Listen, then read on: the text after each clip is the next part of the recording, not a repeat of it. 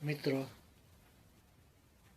हेनोक Daniel साहब जो प्रसिद्ध पियानो एकॉर्डियन, पियानो, सिंथेसाइजर जैसे वाद्यों के वादक कलाकार हैं और ऑर्केस्ट्रा अरेंजर तथा कुछ रूप से म्यूजिक डायरेक्टर भी है। उनके मेरे साथ बातचीत के हुए 3 वीडियोस मेरे पास है। तो आज मैं चाहता हूँ कि इस सब को कॉम्बिनेशन करके एक साथ में रख दूँ तो अलग अलग रूप से देखने की ज़रूरत किसी को महसूस न हो और एक साथ उसका आनंद ले सके। धन्यवाद। नमस्कार। यूट्यूब, रेडियो विश्व, वो दिन याद करो और ये सब हमारे फेसबुक के ग्रुप के पाठक और दर्शकों को इस समय में पुणे में प्रसिद्ध पियानो वादक, पियानो एकॉर्डियन वादक, ऑर्केस्ट्रा अरेंजर और कुछ रूप से संगीतकार भी वैसे श्री हेनोक डेनियल साहब के घर पे हूँ और मेरे साथ कई मित्र भी बैठे हैं, जैसे मुझे साथ में ले आने वाले गिरीश नानकेश्वर जी, श्रीपाद कुलकर्णी जी, कैलाश मुंद्रा जी, मिस्टर अजित वर्तक जी और दीपक जोगड़ेकर, ये सब मेरे साथ बैठे हैं। तो हम बातचीत शुरू करते हैं। तो डेनियल साहब, आपको नमस्कार और हमारे ब्लॉग में, यूट्यूब में आपका स्वागत है। तो पहले तो मैं यही पूछना चाहता हूँ, काफ़ी तो मैं दूसरे इंटरव्यू से और कुछ आर्टिकल से मैं जान भी चुका हूँ, तो उसके आधार पर भी मैं कुछ सवाल पूछूंगा। तो आप फिल्म इंडस्ट्री में कैसे आए और खासकर वादन की दुनिया में और ऑर्केस्ट्रा अरेंजिंग और की दुनिया में? मैं बचपन से म्यूजिक का शौकीन था और पियानो बजाता था मैं। जैसे मैं कॉलेज में जब आया तो पियानो बजाने की वजह से बहुत पॉपुलैरिटी मिली और प्रिंसिपल साहब ने भी मुझे पूरी जवाबदारी मेरे ऊपर छोड़ दी कि म्यूजिक की साइड आप संभालें। हमारे कॉलेज में बहुत अच्छे फंक्शंस होते थे, एनुअल गैदरिंग 3 दिन का होता था, तो I used to be in charge of all the music. फिर ग्रेजुएशन के बाद तो मैंने सोचा था, उसी टाइम कॉलेज में था जब भी मैंने तय कर दिया था कि म्यूजिक ही अपनी प्रोफेशन में तो अच्छा है। फिर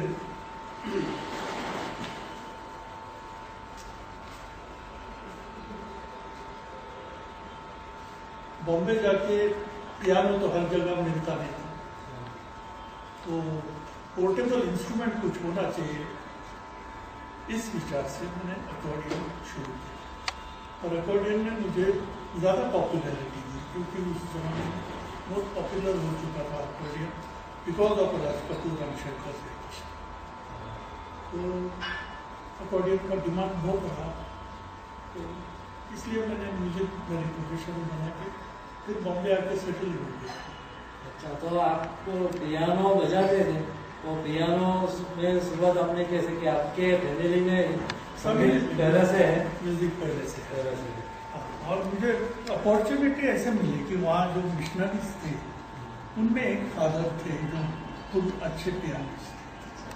तब उन्होंने मुझे ऑफर दिया ऐसे कि तू पियानो सीखेगा, मैं तुझे सिखाऊंगा, तो चर्च में ऑर्गन बजाना शुरू करूँगा। तो मैंने एक्सेप्ट किया, मैंने कहा चलो ये अच्छा मौका है, और वहाँ से मेरा डिग्री हो गया म्यूजिक का। मैंने मेहनत भी खासी की और साथ में नसीब भी काम करता गया। हाँ, गॉड गिफ्ट भी हुई। हाँ, गॉड गिफ्ट भी हुई, गॉड का गाइडेंस भी हुआ और सब तकलीफों से मैं दूर रहा और आराम से बॉम्बे आके सेटल हो गया।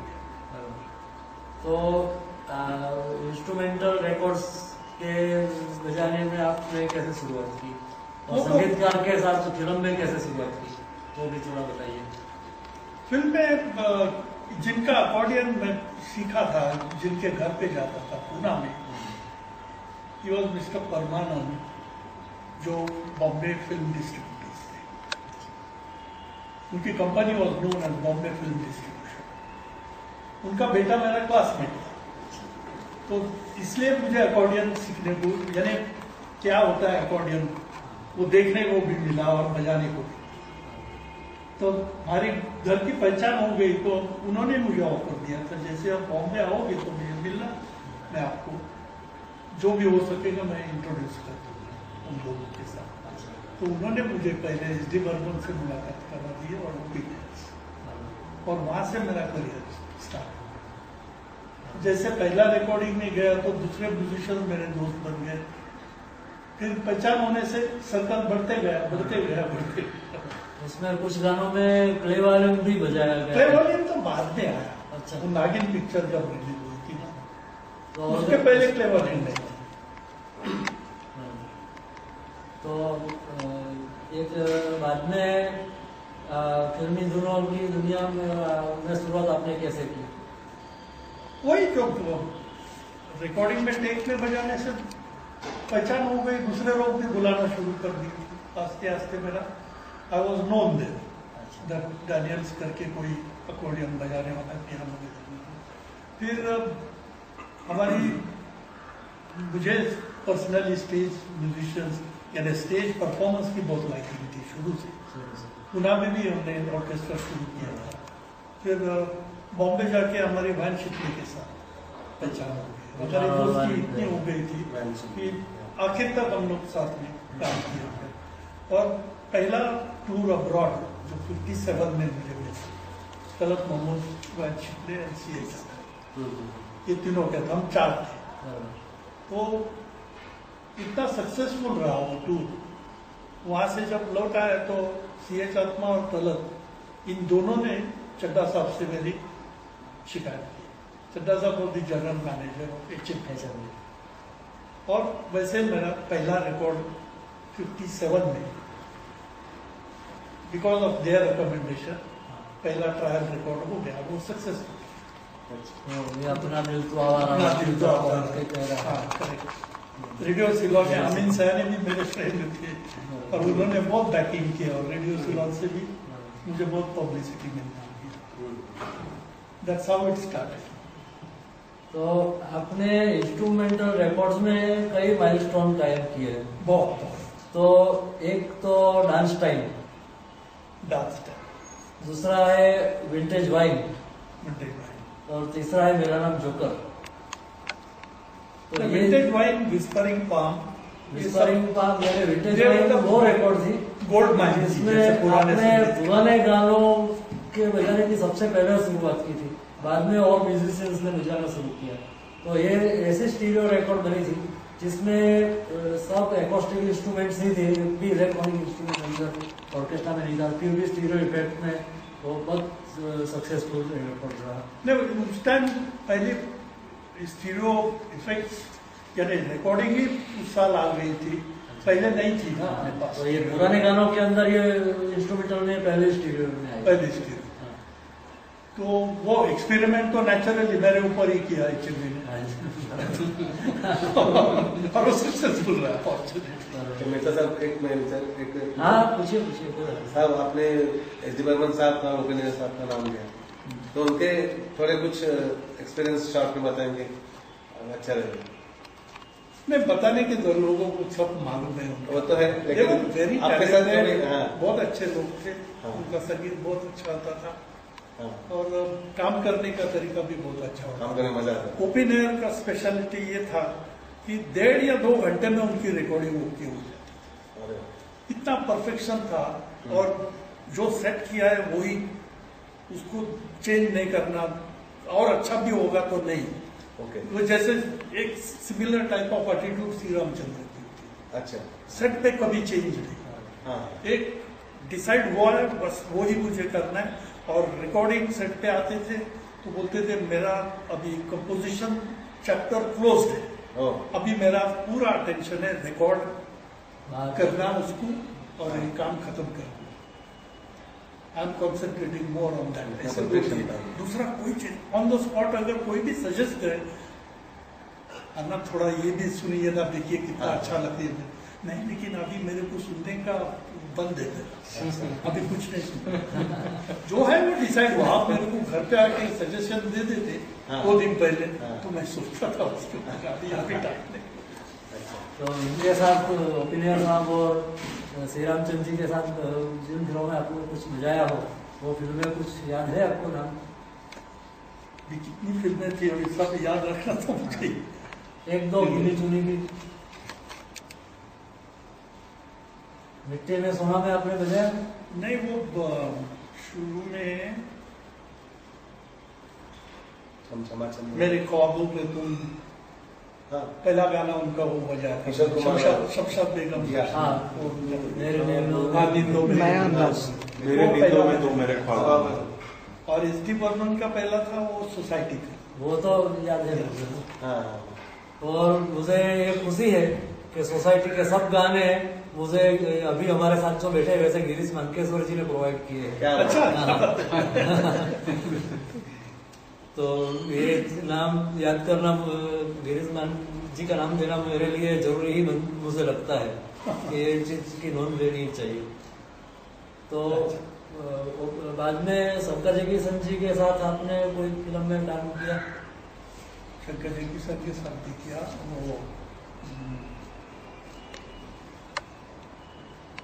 वो राज कपूर की कौन सी फिल्म?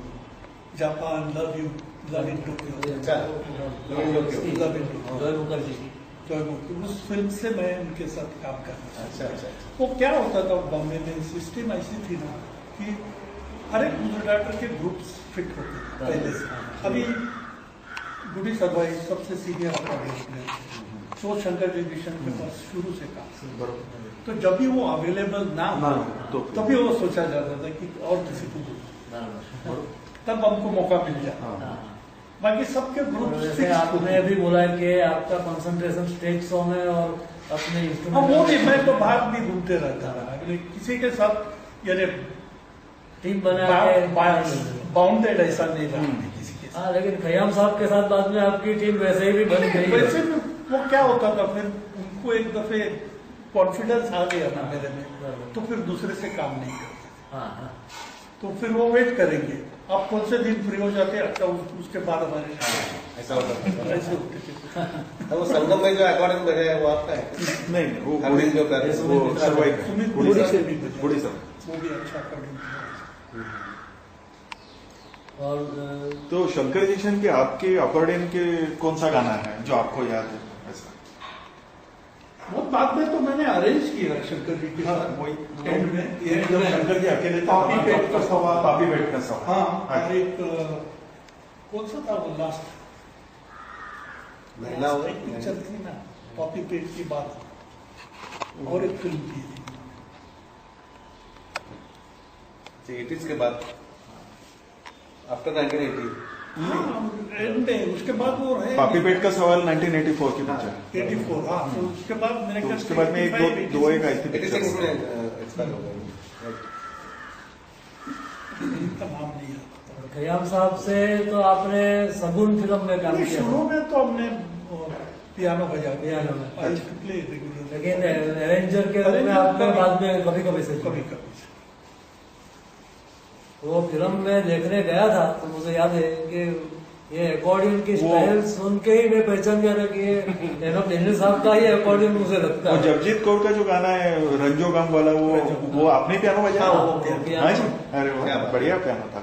उसमें तो सब पियानो पीसेस ही थे पूरे वो गाने मतलब में। वक्त तुम अपना रंजो गम, इंस्ट्रूमेंट अलग स्टाइल का, यानी वो काम की स्टाइल हाँ, ही वैसी तुम थी। अपना रंजो गम अपनी निशानी दे दो मुझे, ऐसा कुछ। पियानो थीम इंस्ट्रूमेंट के रूप में है। हाँ जी, हाँ। वक्त में भी बजा। वक्त में आपका है? वक्त में है। बहुत फेवरेट।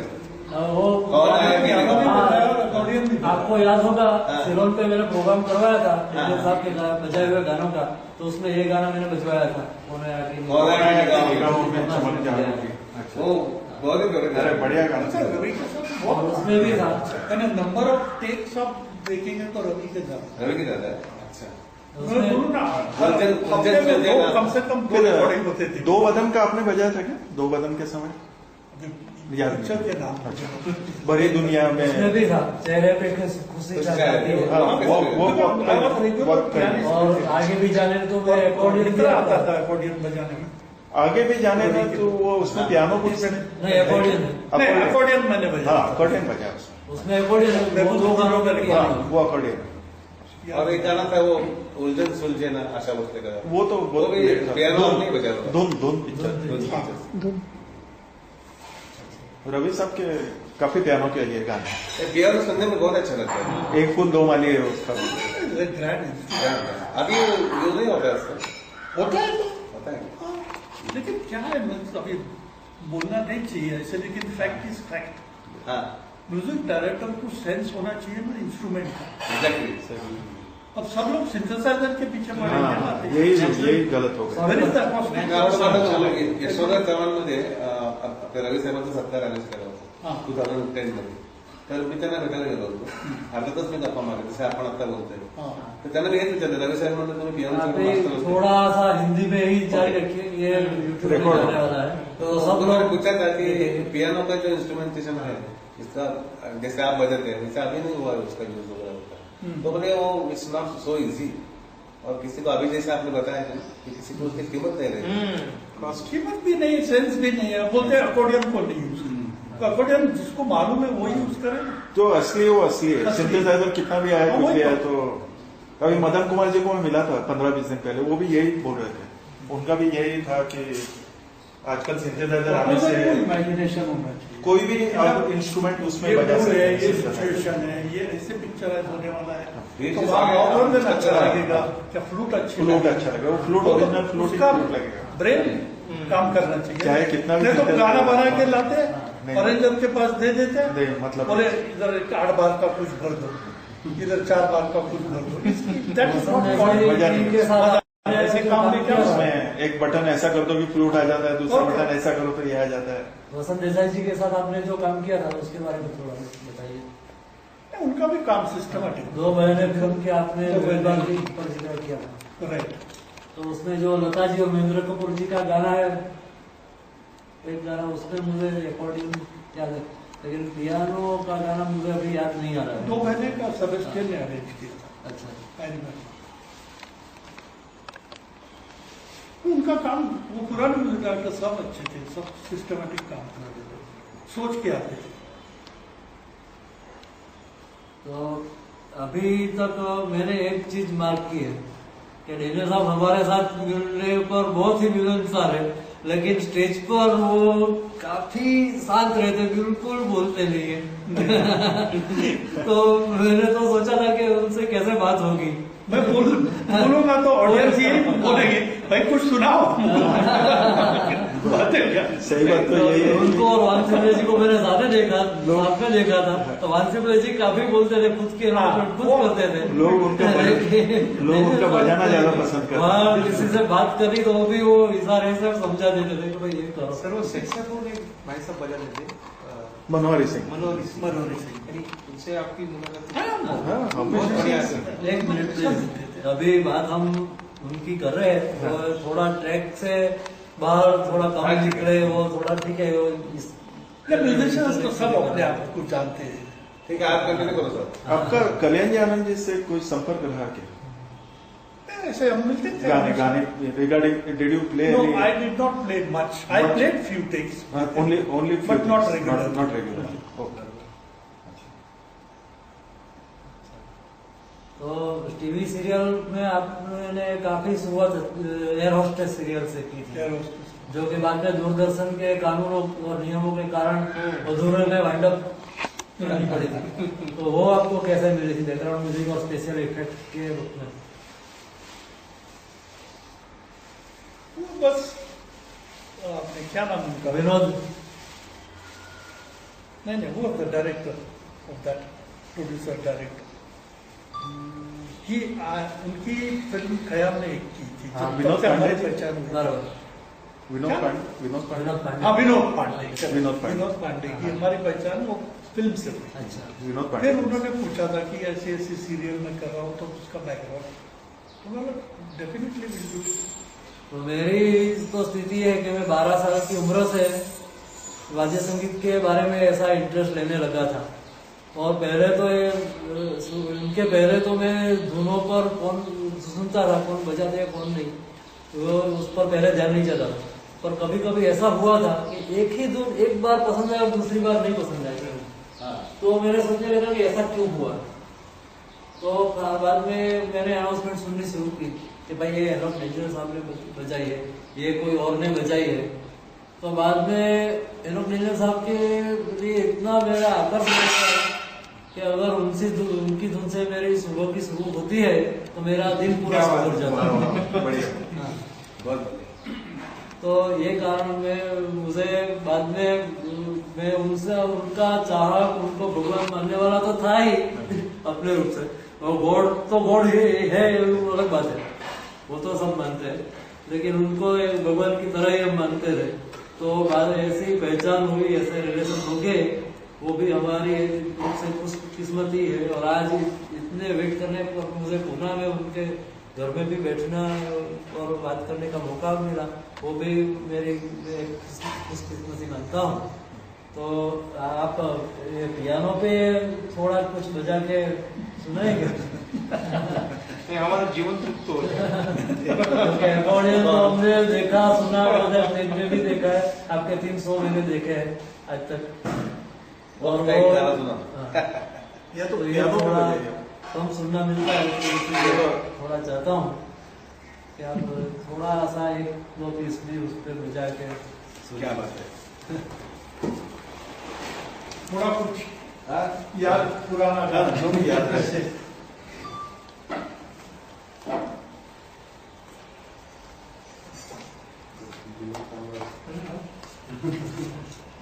God is great.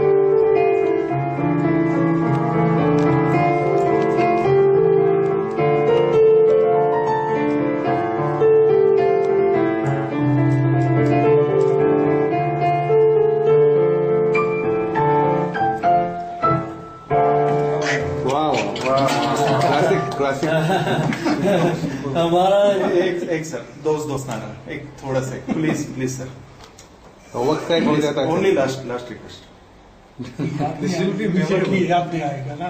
वक्त का आएगा क्या वक्त का गाना कौन आएगा कौन आया कहने का होगा यार चेहरे पे खुशी छा जाती है नहीं तो शगुन का गाना बजाए तुम अपने रंजनों का वो आपका ही बजाए हुए तो ये भी बजा नहीं, वो अच्छा अच्छा वक्त हो जाए सर वक्त आएगा आपको कोई शंकर जैक्सन का आपको कोई गाना याद है एनी सॉन्ग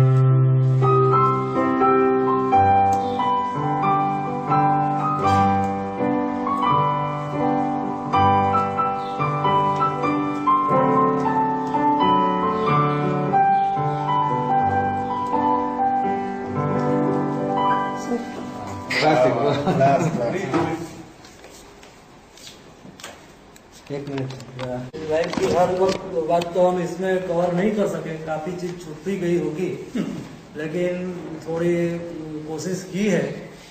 तो आपका धन्यवाद और नमस्कार दर्शकों को। और मेरे साथ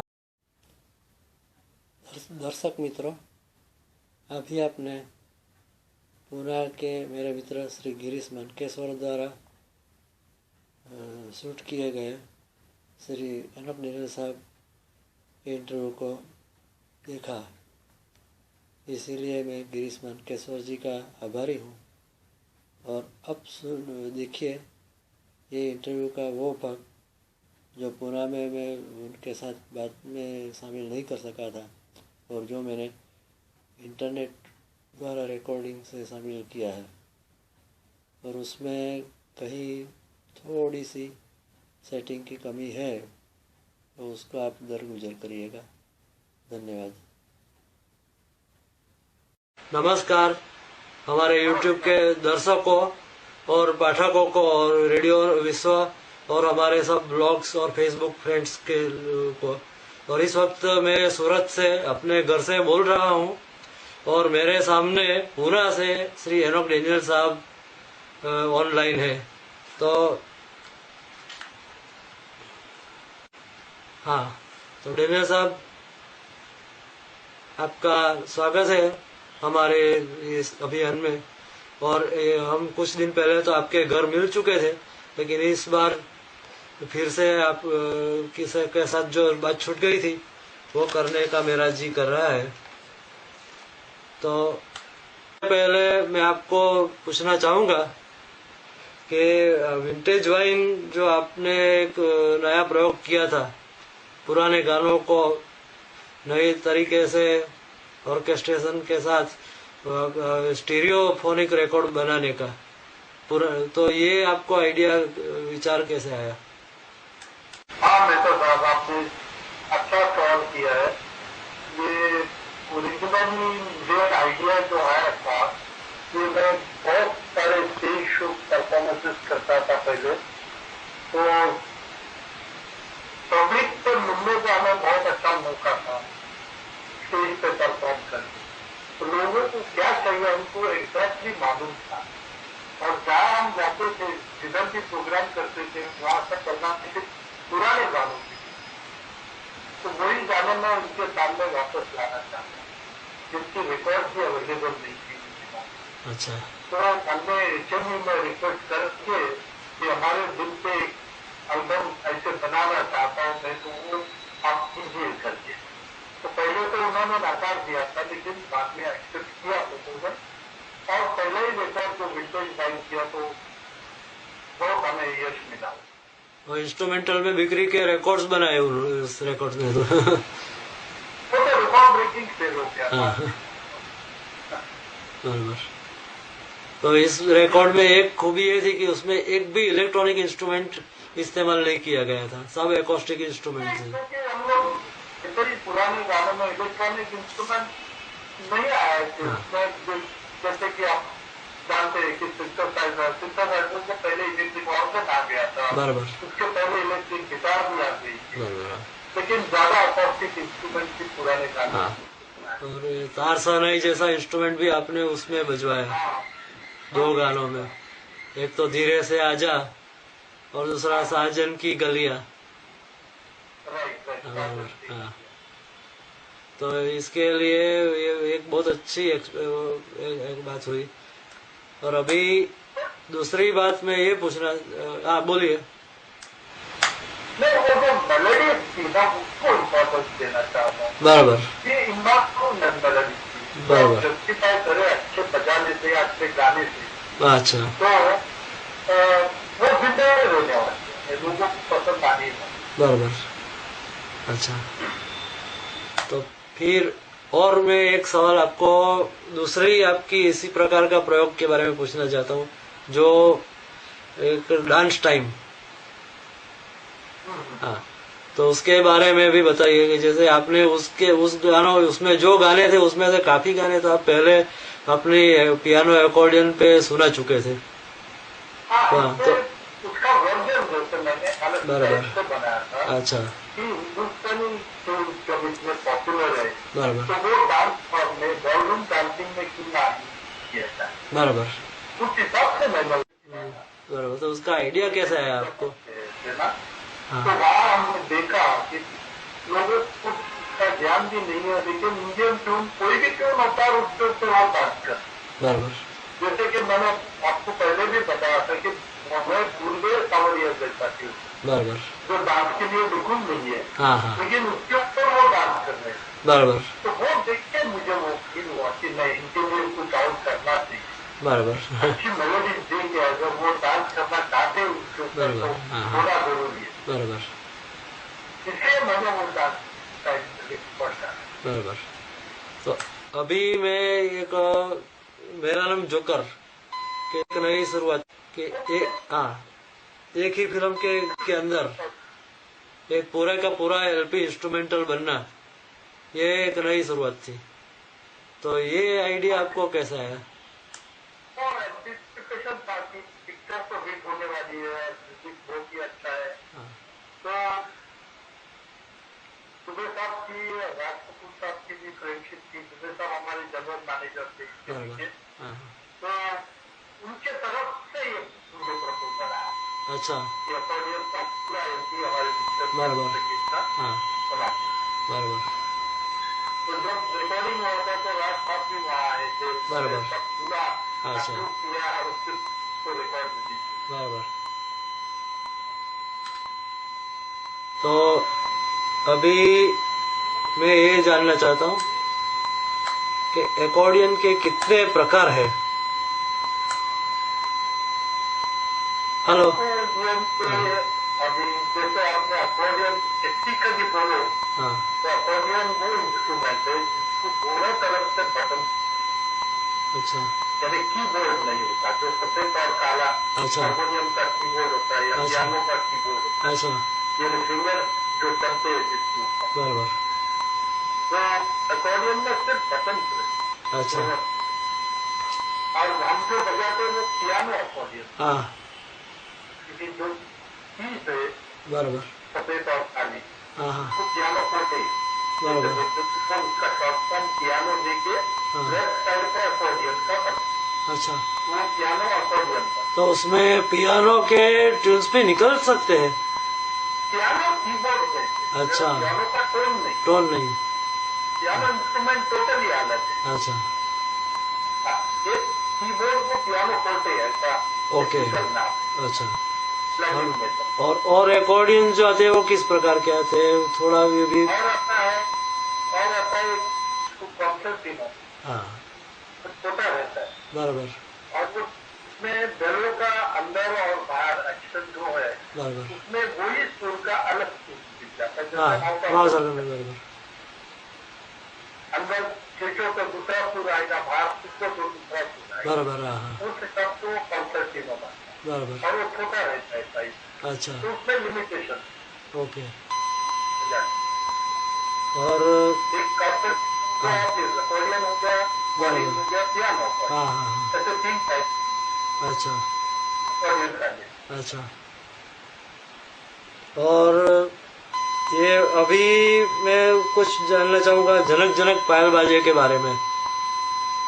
तो ये भारत में ऐसा पहला प्रयोग था कि जिसके रिकॉर्ड्स, फिल्म भी पहले 35 mm या ऐसी कुछ बनी थी और बाद में उसको सिनेमास्कोप या इसमें कन्वर्ट किया गया। जिस तरह उसका म्यूजिक भी पहले मोनो में था और उसमें ओरिजिनल गानों में सब क्लासिकल बजाने वाले म्यूजिशियनों ने बजाया था जो फिल्म इंडस्ट्री के हिस्सा नहीं थे। और बाद में आपने उसको स्टीरियो में कन्वर्ट किया। तो ये एक्सपेरिमेंट के बारे में थोड़ा किस प्रकार होता है और कैसे होता है, अगर राज की बात नहीं हो तो थोड़ा बताइए। वो वी शांताराम जी ने एक्सपेरिमेंट, मैं बोलूंगा उसे, कि फर्स्ट टाइम ओरिजिनल प्रिंट से रीप्रिंट जिसके ऊपर स्टीरियोफोनिक साउंड क्रिएट करना। तो उसके लिए वो यूजता है कि उनके पास रिकॉर्डिंग ट्रैक जो थे वो फिल्म के प्रिंट के ऊपर थे, ओरिजिनल साउंड ट्रैक्स नहीं। तब फिल्म जो चलती थी उसमें से साउंड ट्रैक वापस लेके उसके ऊपर सुपर इम्पोज करना उसके लिए हो रहा था कि थोड़ा सा भी वोल्टेज में ड्रॉप आ जाए तो गाने का पिच चेंज हो जाता था, फ्लैट ट्यूनिंग हो जाती। तो छोटे छोटे पार्ट्स में उसको अपनी रिकॉर्डिंग डबिंग करनी पड़ी। यानी इंस्ट्रूमेंट्स की ओरिजिनल जो इंस्ट्रूमेंट यूज किए थे वही इंस्ट्रूमेंट दोबारा यूज करके उसको दोबारा रिकॉर्डिंग करना पड़ा। और वो एवरेज लिसनर को पता नहीं लगता, इतना माइन्यूट ट्यूनिंग में फर्क आ जाता, इसलिए उसको हमको पार्ट में करना पड़ा। और जब फाइनल रिजल्ट आया तो सब लोग खुश थे और लोगों को भी अच्छा लगा। फिल्म इतनी इफेक्टिव थी कि स्टीरियोफोनिक साउंड ने डेफिनेटली उसको और अट्रैक्शन क्रिएट किया, लोगों को बहुत अच्छी थी। ओके, फर्स्ट टाइम हो रहा था इसलिए वो एक एक्सपेरिमेंट, लेकिन thank God it was successful. तो शांताराम जी को आपको देने का आइडिया कैसे आया? वो ये पहले एक्चुअली साउथ में शुरू हुआ था। अच्छा, स्टीरियोफोनिक साउंड का रिकॉर्डिंग स्टूडियो पहले साउथ में शुरू हुआ था, उन्होंने तो देखा था वो। अच्छा। और तब से उनको वो दिल में वो आशा रही कि let me be the Pioneer, जब पहले शुरू करूंगा बहुत। और उन्होंने वी शांताराम स्टूडियो में फर्स्ट स्टीरियोफोनिक साउंड रिकॉर्डिंग की। और इससे पहले वैसे HMV में साउंड रिकॉर्डिंग आई स्टीरियोफोनिक, वो हमने I think it was 1965 if I am not 65 या 66, जब हमने भी इंस्ट्रूमेंटल रिकॉर्ड किए थे। ओके, चलिए तो ठीक। और Yes. एनीथिंग तो कितने सालों के बाद हुआ जो उत्तम सिंह जी ने किया, लेकिन ये आपका बहुत लंबे समय के पहले किया हुआ एक्सपेरिमेंट था ये।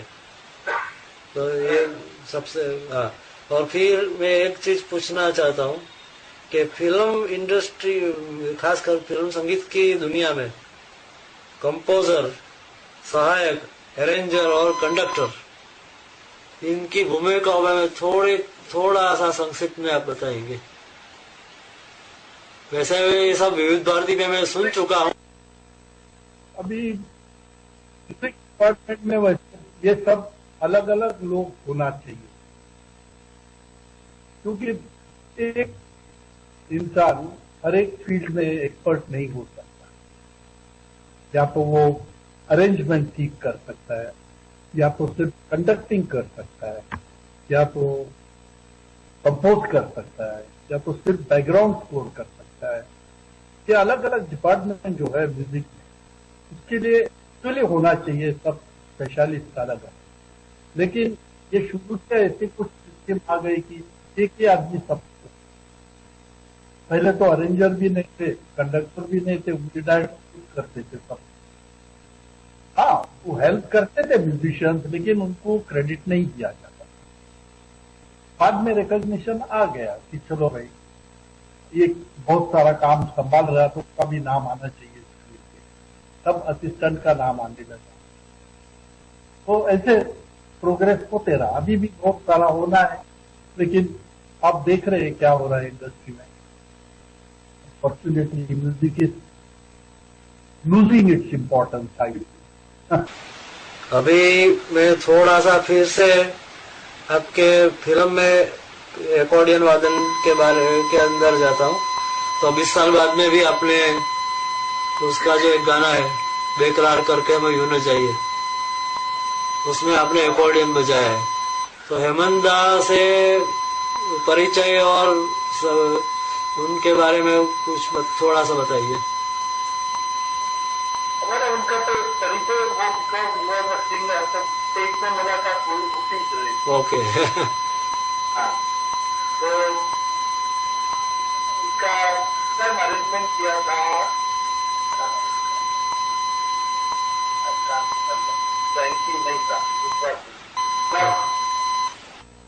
नहीं था याद नहीं आ रहा मुझे नाम।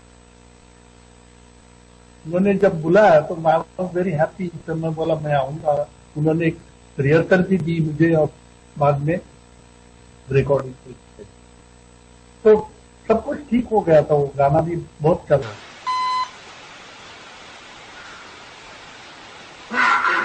फिर छोटी सी बात, सलील चौधरी साहब के साथ आप अरेंजर के रूप में जुड़े थे, तो वो आपको उनके साथ जुड़ना कैसे हुआ?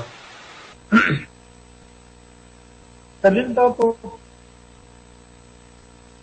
Was a very good arranger. वो खुद अपना अरेंजमेंट लिखते थे, एक्चुअली बता देते थे, लेकिन उनको अरेंजर दूसरे अरेंजर की हेल्प इसलिए लगती थी कि ऑर्केस्ट्रा से बजवा के देना है, और उनका कॉन्सेंट्रेशन प्लेबैक सिंगर के साथ रहता था ना वो टाइम। अरेंजर करते उनको, लेकिन उनको खुद को बहुत अच्छा मालूम। और वेस्टर्न म्यूजिक के तो वो बहुत अभ्यासु थे। हाँ, वेस्टर्न क्लासिकल शायद उन्होंने सीखा था।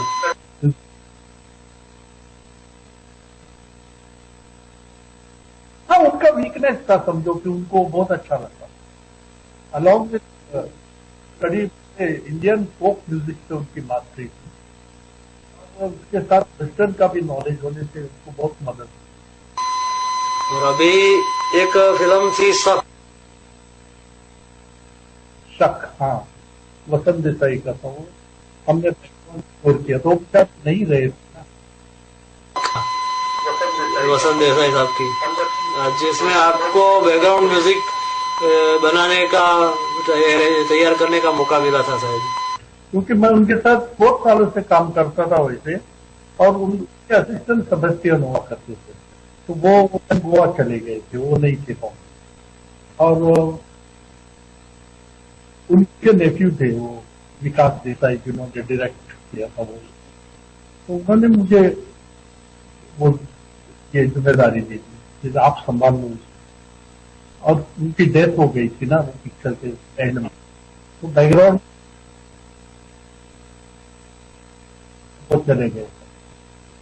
तो उसके बाद हमने फिर बैकग्राउंड को कंप्लीट किया उसका। तो आप ऐसे ही काम करते रहे और हमसे मिलते रहे सबसे, ऐसी ही शुभकामना के साथ हम ये बातचीत हम विराम देंगे। तो आपका बहुत बहुत धन्यवाद और नमस्कार। Thank you very much. मेरे तरफ से भी सबको शुभ इच्छा है, अच्छा संगीत उनको सुनने मिले बस। नमस्कार।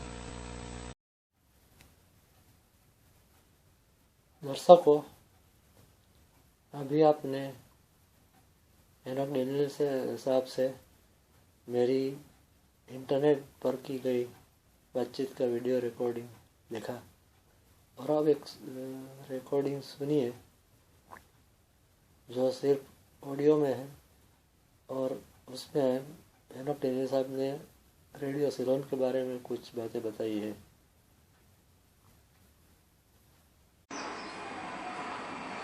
रेडियो सिलोन के श्रोताओं,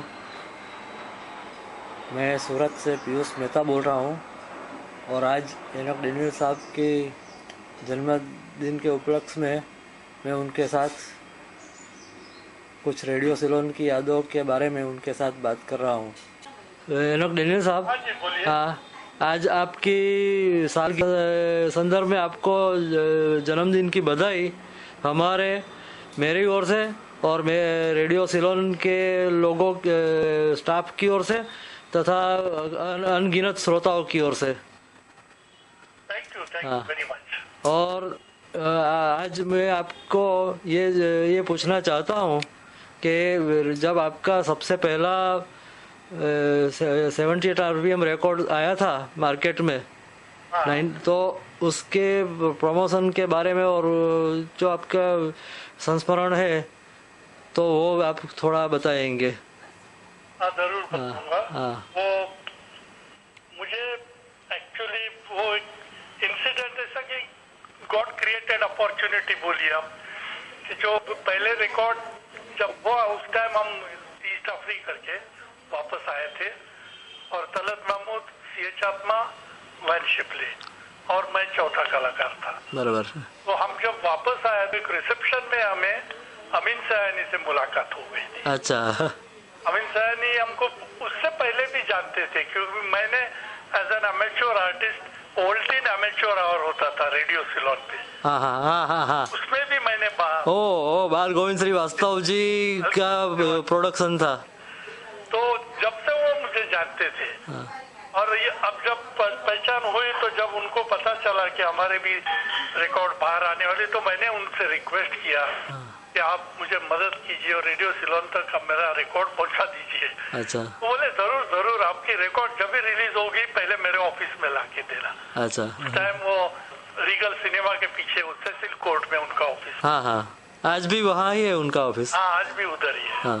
तो तब से हमारी पहचान हुई थी, और बाद में तो रिकॉर्ड हर साल एक दो रिकॉर्ड हमारी आते ही रही, और बाद में LPs, तो हमारा रिश्ता और बढ़ गया, और प्रोग्राम में इधर उधर हमारी मुलाकात होती थी।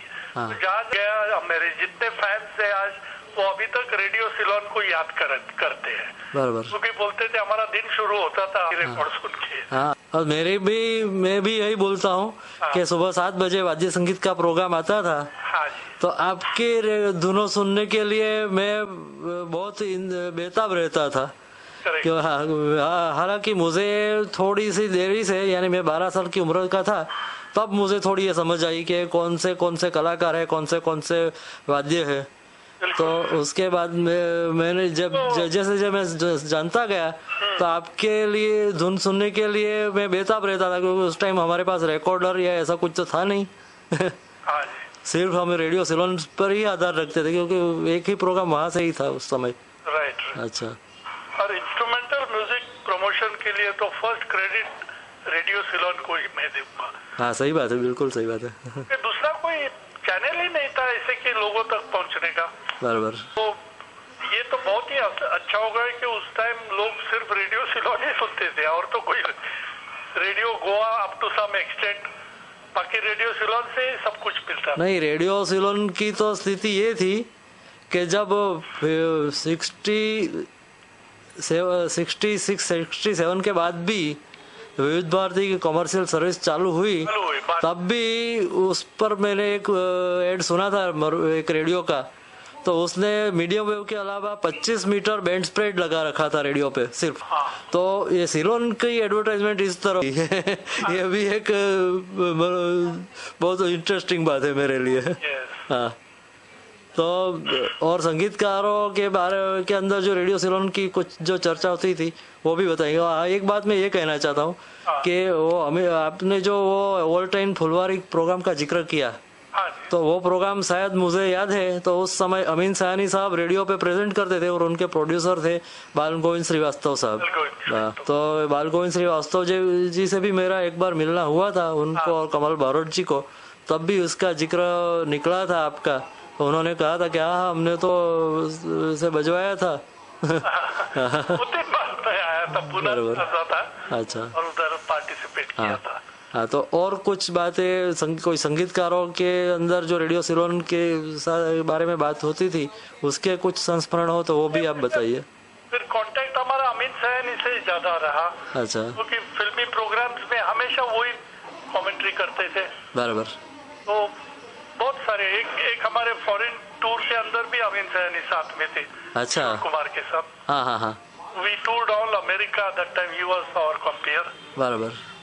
तो बहुत अच्छे संबंध रहे हमारे उनके साथ। बराबर। और दूसरे जो गोपाल शर्मा जी या शिव कुमार सरोज जी है उनके बारे में जो कुछ आपको। हमें बॉम्बे में बहुत दफे मिले हैं। अच्छा। हाँ, मिलते रहे। हाँ हाँ हाँ। अच्छा। पुनः तो एक प्रोग्राम है। हाँ, पुनः आपका एक प्रोग्राम उन्होंने कंपेयर भी किया था। बराबर। तो ये रेडियो सिलोन की याद से ही आपकी याद अपने मन में संग्रह करके लाए थे। Definitely radio Ceylon plays major role. बराबर। तो और कुछ आप बता सकते हैं? और क्या, मैं तो यही चाहता हूँ कि और अच्छा संगीत लोगों तक पहुंचाने। और आज रेडियो सिलोन की एक बात ये भी हुई है कि इंटरनेट पे भी वो